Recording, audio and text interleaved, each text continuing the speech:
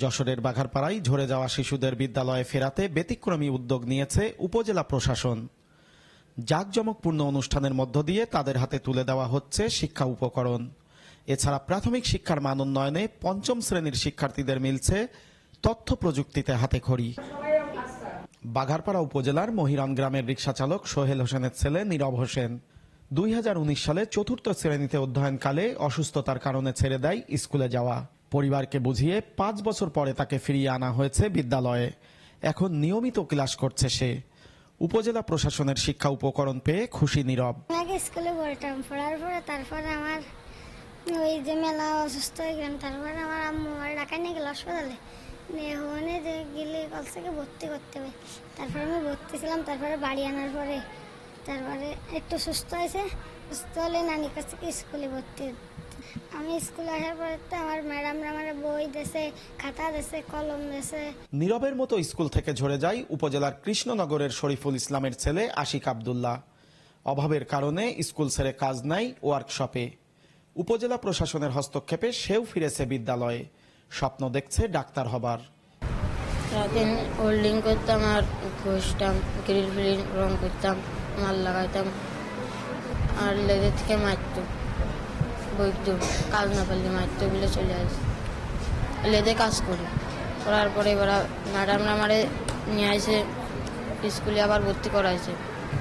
পড়ানোর পরে ব্যাগ ম্যাগ দেশে ভালোই লাগলে স্কুলটা। আমি ভালো করে পড়াশোনা করে ভবিষ্যতে ভালো ডাক্তার হতে চাই। আমি ক্লাস 4 পড়তাম, 4 পড়ার পরে আমার আদ্যুর বাসায় অভাব ছিল, অভাব থাকার জন্য স্কুলে যেতে পারিনি। যার পরে এখন স্যার ম্যাডামরা আবার ভর্তি করে দিয়েছে, এখন ভালো লাগতেছে। ক্লাস্টার ভিত্তিক তথ্য সংগ্রহের মাধ্যমে ঝরে পড়া শিশুদের তালিকা তৈরির পর তাদেরকে বিদ্যালয়ে ফেরাতে উপজেলা নির্বাহী কর্মকর্তা নিজেই ছুটছেন অভিভাবকদের দ্বারে। প্রাথমিক বিদ্যালয়ে ঝরে পড়া শিক্ষার্থীদের নিজ বিদ্যালয়ে প্রত্যাবর্তন নিশ্চিতকরণে প্রথমে আমরা ক্লাস্টার ভিত্তিক তথ্য সংগ্রহ করেছি। তথ্য অনুযায়ী আমাদের সহকারী প্রাথমিক শিক্ষা অফিসার যারা আছেন তালিকা তৈরি করেছেন। এর পরবর্তীতে আমরা বিভিন্ন উঠান বৈঠক, মা সমাবেশে গিয়েছি, সেই অভিভাবকদের সাথে কথা বলেছি। তাদের এই ঝরে পড়ার কারণ সম্পর্কে আমরা মোটিভেশন দিয়েছি এবং উৎসাহ দিয়েছি, এবং আমাদের এই বিদ্যালয়ে ফিল্ডে তাদের শিক্ষার্থীদের বা তাদের ছেলে মেয়েদের জীবনমান উন্নয়নে এটা যে অপরিহার্য সেটা শেষ পর্যন্ত আমরা বোঝাতে সক্ষম হয়েছি।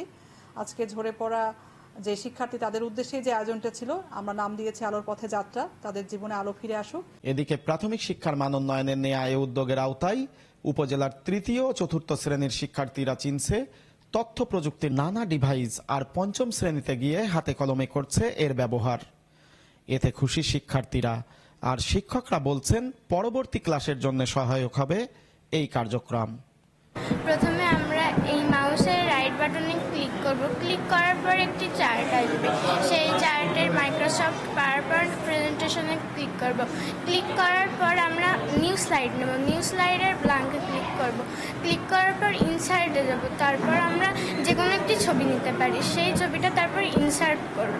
ইনসার্ট করার পর ইনসার্টের টেক্সট বক্সে যাব, তারপরে ওখান থেকে আমরা লেখালেখি করতে পারি।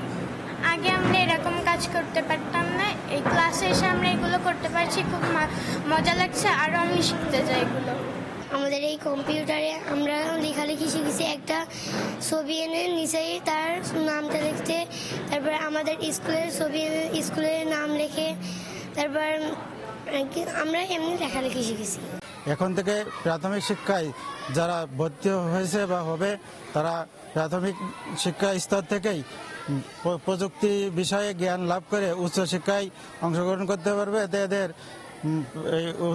প্রযুক্তি ব্যবহারের ভয়ভীতি কেটে যাবে এবং আগামী দিনে সুন্দর ভবিষ্যৎ তারা উজ্জ্বল করতে পারবে। স্মার্ট সিটিজেন গঠনে ভূমিকা রাখার পাশাপাশি সরকারিভাবে পাওয়া ডিভাইসের যথাযথ ব্যবহার নিশ্চিত করতে এমন উদ্যোগ বলে জানালেন উপজেলা নির্বাহী কর্মকর্তা। আমার এই কোর্সের প্রথমেই আপনারা দেখেছেন বিভিন্ন ক্লাসগুলোতে, বিশেষ করে 3য় ও 4র্থ শ্রেণীর ক্লাসগুলোতে বিভিন্ন ডিভাইসের সিম্বল অঙ্কন করা রয়েছে, যেখান থেকে শিক্ষার্থীরা ক্লাস 3 এবং 4 এই ডিভাইসগুলো চিনতে পারবে, সেগুলোর কাজ সম্পর্কে জানতে পারবে, এবং ক্লাস 5-এ এসে মূল যে কোর্সটি সেটা অংশগ্রহণের মাধ্যমে তারা আইসিটি বিষয়ে প্রাথমিক ধারণা এবং হাতে কলমে কিছু প্রস্তুতি নিতে পারবে। উদাহরণস্বরূপ তারা একটি পাওয়ার পয়েন্ট প্রেজেন্টেশনের একটি স্লাইডেই তার নিজের নাম, তার স্কুলের ছবিটি দেয়া এবং পাশাপাশি তার 4টি ভালো গুণ, এইটুকুই আমরা শিখিয়েছি। শিক্ষা প্রতিষ্ঠানে জাতীয় পতাকা বিতরণ ছাড়াও শিক্ষার্থীদের খেলাধুলায় উৎসাহিত করতে ক্রীড়া সামগ্রী, স্কাউট ড্রেস তুলে দেওয়া সহ নানা ব্যতিক্রমী কার্যক্রম পরিচালনা করছে বাঘারপাড়া উপজেলা প্রশাসন। তৌহিদুর রহমান, চ্যানেল 24, যশোর।